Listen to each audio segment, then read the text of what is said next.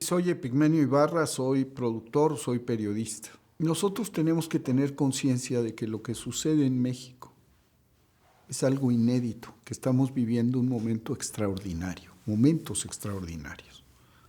Aquí está en marcha una revolución, porque, y me lo dijo en una entrevista el presidente, toda transformación es una revolución única en la historia, no de México, de la humanidad, que tiene atributos que ninguna otra revolución ha tenido.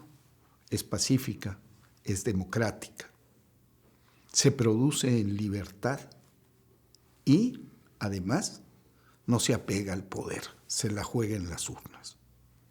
Y a eso vamos. Vamos a presentarle al pueblo de México la opción de ¿quieres continuar la transformación o volver para atrás o tomar otra ruta? Eso sucede en estas elecciones. Nosotros tenemos que estar conscientes de que el pueblo de México fue capaz de una epopeya. Sin las armas en la mano, produjo un cambio radical y expulsó del poder a uno de los regímenes más represivos, autoritarios, corruptos y sofisticados de la historia moderna. De eso se habla muy poco. Cayó una dictadura blanda, como decía Vargas Llosa, pero dictadura al fin, con coartada bipartidista. Entre el PRI y el PAN decidieron saquear a México y masacrarlo. 340,000 muertos en la guerra de Felipe Calderón, la violencia que aún hoy estamos viviendo. Es resultado de ese régimen al que las y los mexicanos expulsamos con votos del poder. Ese régimen quiere volver. ¿Y tiene con qué? Si nosotros se lo permitimos. ¿Cuál es la cuestión? No solamente que haya una figura que represente la transformación, una figura que va a tener un reto formidable porque estás hablando de sustituir a un hombre de una talla histórica extraordinaria, que tenemos que estar claros que entre sus atributos hay uno que es fundamental, no tiene apego al poder. Entonces, ese hombre que ha guiado los destinos de México y que tuvo la valentía, la integridad y la consecuencia de llevarnos a esta transformación, ya se va. ¿En quién queda la responsabilidad de conducir al movimiento, de continuar la transformación, de hacer de este un país más justo, más digno, más libre, con bienestar? ¿En quién queda la responsabilidad? ¿El o el candidato de la transformación? No solamente. Porque una transformación como esta, una revolución como esta, se distingue de las otras en el sentido de que no hay una vanguardia que conduce al pueblo y que, la historia lo muestra, suele separarse del pueblo. Aquí hay un hombre embebido en el pueblo. A López Obrador no jala al pueblo como hacen las vanguardias. López Obrador está entre el pueblo, lo va sintiendo y se va moviendo con él. Es una marea. Este movimiento es una marea. No se trata, pues, de una mujer o un hombre. Se trata de este movimiento. ¿Cómo se expresa este movimiento? Con un proyecto de nación. ¿Cómo vemos a México? ¿Qué queremos que sea México? Ese es el proyecto de nación. ¿Y cómo queremos hacer el proyecto de nación? Respetando la raíz profunda de este movimiento, embebidos en la gente. No es un grupo de analistas, intelectuales, escritores, politólogos, sociólogos, médicos que se ponen a discutir de salud, de tal. No, es una consulta nacional. Es una propuesta que se elabora colectiva y masivamente. Y tenemos ya resultados de los primeros foros, de cuánta gente los atiende, de cuántas propuestas se reciben. Y ese proceso de consulta abierta es un proceso de agitación y reconcientización de la gente.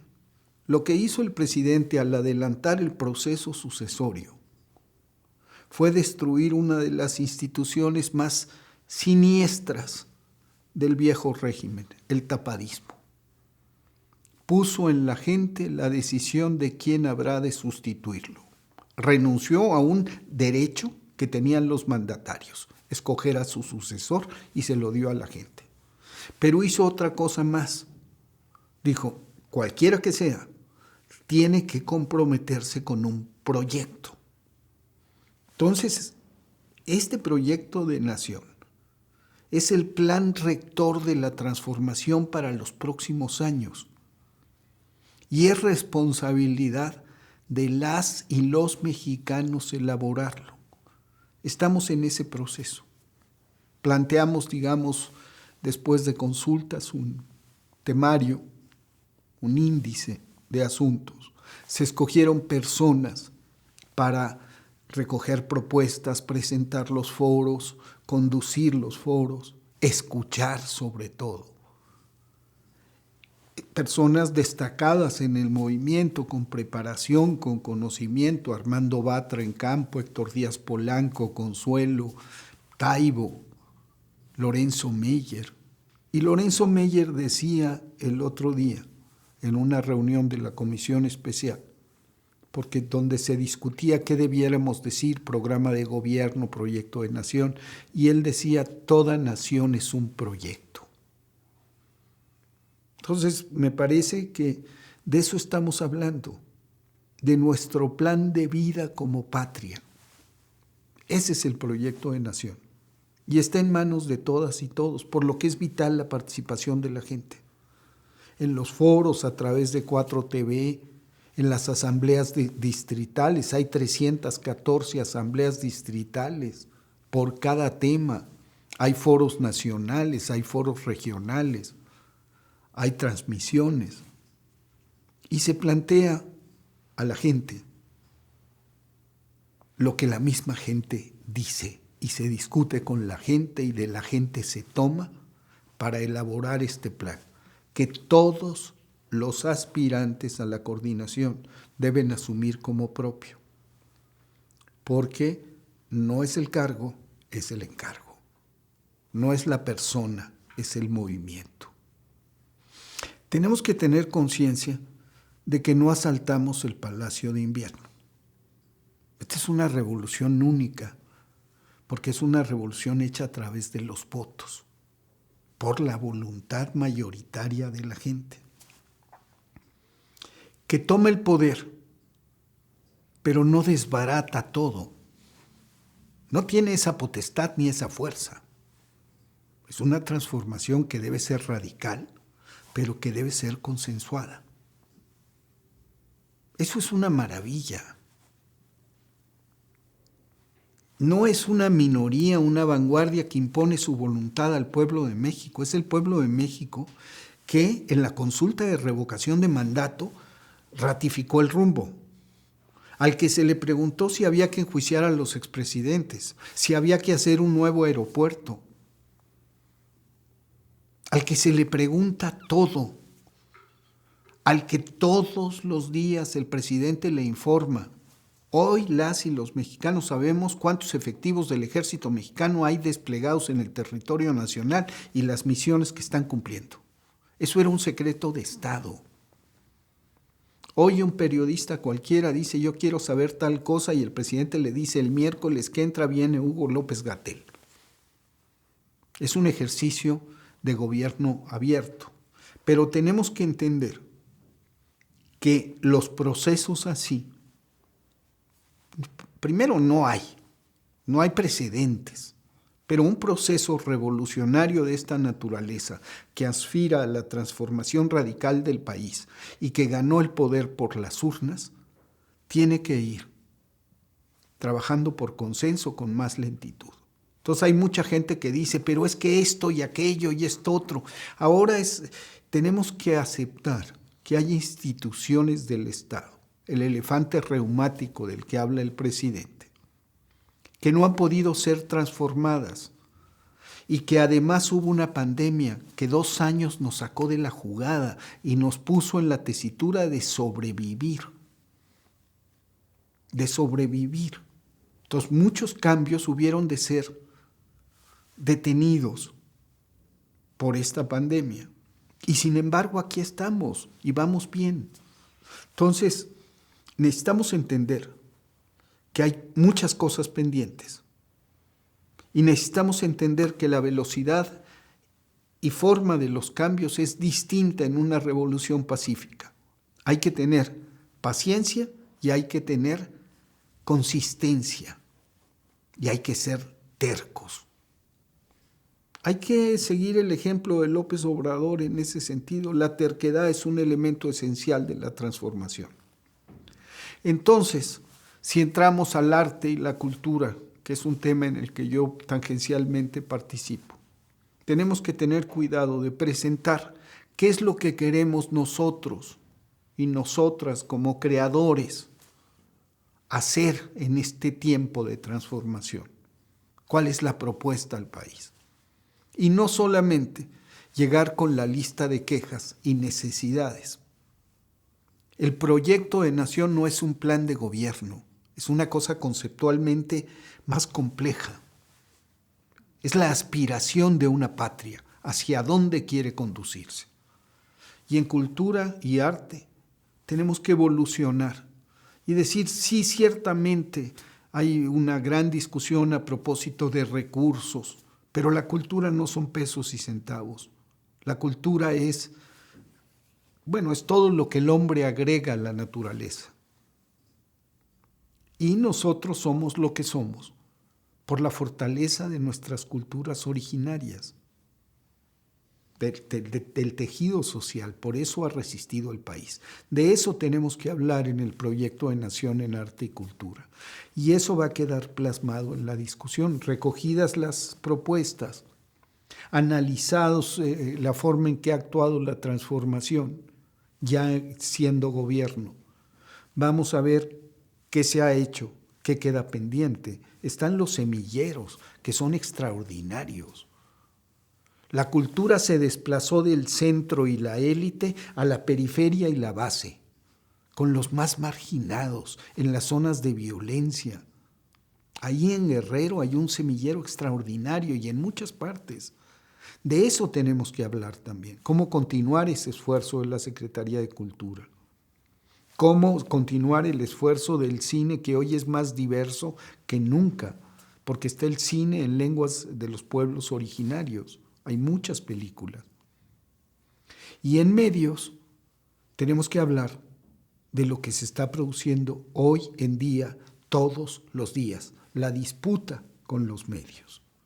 Tenemos que entender que los medios tienen por función la reproducción y la extensión y el mantenimiento de la ideología de la clase dominante. La clase dominante fue la oligarquía y los medios son propiedad de oligarcas. ¿Por qué? Porque hay que hacer enorme inversión. Hay de todo. Pero digamos que los medios, su función tradicional es esa. Viene una transformación y los medios reaccionan en masa para detener la transformación. Por eso los ataques al presidente no es una cosa ni siquiera personal, aunque toma ribetes personales por el fanatismo de la derecha. Es una reacción natural de resistencia al cambio. Entonces, ¿qué tenemos que hacer en los medios? Entender primero la naturaleza de la disputa. Es una disputa natural. Segundo, entender que es una disputa por el poder. O sea, es una disputa ineludible. No podemos decir, vamos a concertar con los medios. No, hay que señalarlos, hay que enfrentarlos, hay que disputar la audiencia con ellos. Eso es lo que hace el presidente en las mañaneras. todos los días. Eso debe quedar plasmado en el proyecto de nación. Esta visión de que en cualquier sistema los medios tienen esa tarea, la de perpetuar, reproducir la ideología de la clase dominante. Esto sucede incluso en las revoluciones. Las revoluciones acaparan los medios y reproducen su propia ideología. El reto es que nosotros, en esta revolución pacífica en libertad, tenemos que dar espacio a todas las voces. Entonces, hoy tenemos la extraordinaria oportunidad de liberar a la prensa de sus propias ataduras y encomendarle una nueva y más noble misión: servir a las audiencias, no al Estado. Hoy López Dóriga, ellos se pueden sentir más libres que nunca y podrán en el futuro sentirse libres de sus propios patrones y sus propios intereses, y sobrevivirán aquellos que sirvan a la audiencia y no aquellos que sigan sirviendo a los intereses de esa clase que fue dominante y que está siendo desplazada. Porque está desplazada, no aniquilada. Esa es la clave de todo esto. Una revolución en la que coexisten adversarios y tienen las mismas oportunidades. O sea, todas las revoluciones se aseguran de su existencia, de sobrevivir tomando medidas coercitivas. Reprimen a la prensa, reprimen a la oposición, forman un partido único con disciplina militar, inhiben la iniciativa individual y se apegan al poder. Esta revolución se juega la vida en las urnas siempre.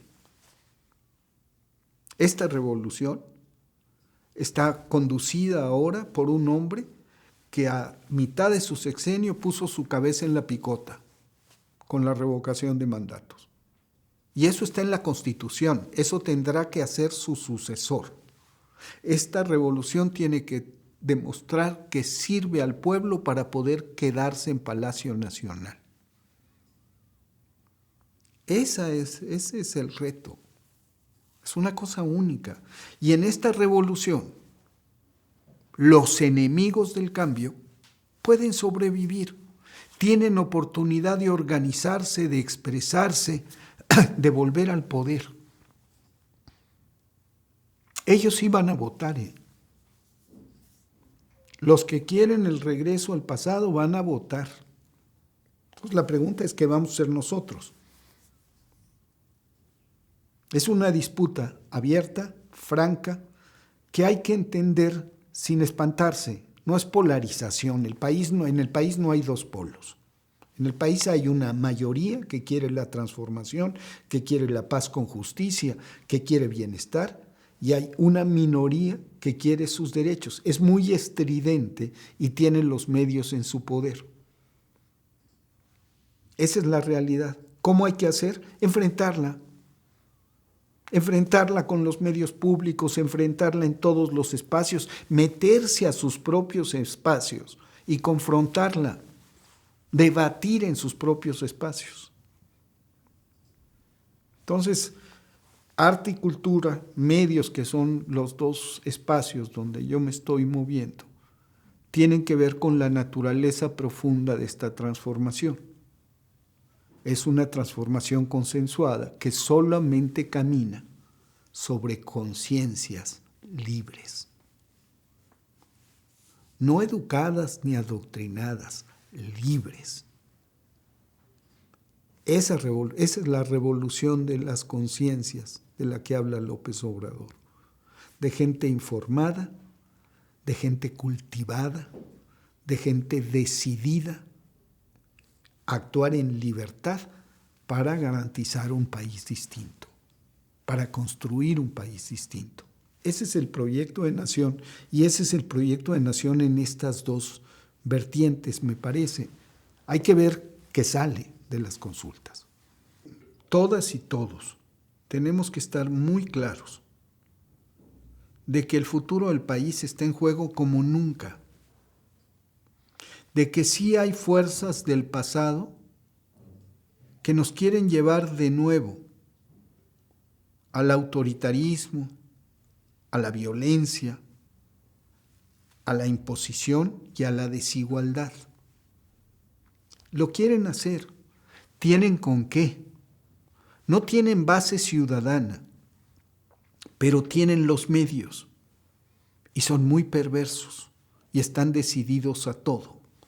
Y tienen dos instrumentos esenciales: el miedo y el odio. Ellos apuestan a exacerbar los instintos más oscuros y primitivos de los seres humanos. Entonces, lo primero que quiero decirle a la gente que nos está viendo es que no caigan en la provocación, que no sientan miedo y que no sientan odio, que dejemos el odio y el miedo al adversario. Ellos nos ven como enemigos, veámoslos como adversarios. No caigamos jamás en el uso de su lenguaje. Ellos tienen una estrategia, y su estrategia es la misma que usaron los nazis contra los judíos: deshumanizarnos. Somos caca, somos ratas, somos cerdos, somos menos que cosas. Nunca debemos usar esos mismos insultos. Primero. Segundo, nuestra victoria debe construirse, la próxima victoria, sobre un plan. Y ese plan tiene que ser resultado de las consultas y la participación ciudadana. Este es un movimiento cuya vida depende de que se siga moviendo, de que se contagie, se entusiasme, se piense colectivamente. Entonces yo le pido a la gente que esté atenta a las discusiones del proyecto de nación, porque es de esta nación, de la suya en la que vive, en la que vivirán nuestros hijos, nuestros nietos, de lo que estamos hablando. Y no podemos eludir la responsabilidad de decir qué queremos de este país, qué necesitamos de este país, a dónde queremos llevarlo. No podemos echarle la bolita a Gurría, como están haciendo allá, o a Cabeza de Vaca, el tamaulipeco, un hombre con órdenes de aprehensión y que está imputado en procesos judiciales, que es el responsable del plan de seguridad. No podemos confiar en una mujer que dice que va a traer las mismas recetas de seguridad que usó Felipe Calderón y que usó Genaro García Luna, quien está preso. Nosotros tenemos que entender de dónde venimos y a dónde queremos llegar. Entender el momento actual que estamos viviendo, sentirnos orgullosos de la odisea, de la epopeya de la que fuimos protagonistas en el 2018 y prepararnos para repetir el triunfo en el 2024. Sí, con una mujer o un hombre que dirige el movimiento y que gane la presidencia, pero con un plan, con un proyecto de nación que es resultado de esta consulta nacional. Entonces, tenemos que dictarle a quien nos represente en la presidencia lo que hay que hacer. El principio sagrado de mandar obedeciendo se expresa aquí. Que obedezcan lo que nosotros, entre todas y todos, diseñemos como proyecto de nación. Por eso es importante su participación.